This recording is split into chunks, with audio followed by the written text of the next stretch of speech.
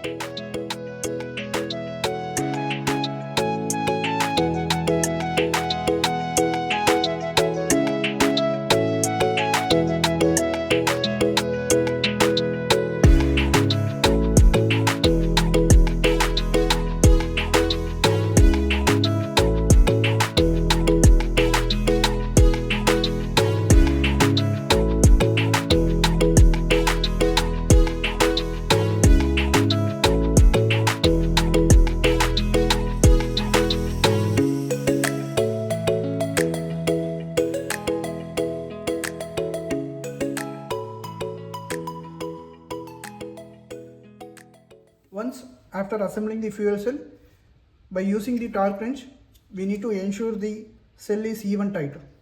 For that, you need to take 13 mm spanner and 13 mm socket according to the bolt nut size. Now I will explain about how to use this torque wrench. Here you can see there are some unit of measurements in Newton meter, and for this fuel cell you can set up to 3 to 4 Newton meter. Here you can see Newton meter is visualized. To adjust the numbers, you need to remove this and you can rotate. To increase, you need to rotate clockwise. To decrease, you need to rotate in anti-clockwise. So for this cell, I am keeping around 3 Newton meter and I am locking it. Now this torque wrench is set to 3 Newton meter, and here there are some arrows displayed. This is for tightening. If you want to loosening, you need to change this to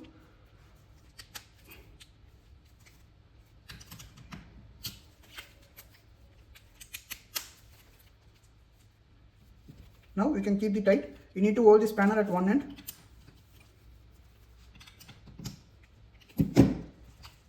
And another end you can hold the torque wrench. Keep rotating the torque wrench. Once the sound is heard, you can stop tightening. Likewise, you can make every bolt and nut to 3 Newton meter, so that even pressure on the membrane by making this 3 Newton meter or 3 to 4 Newton meter pressure.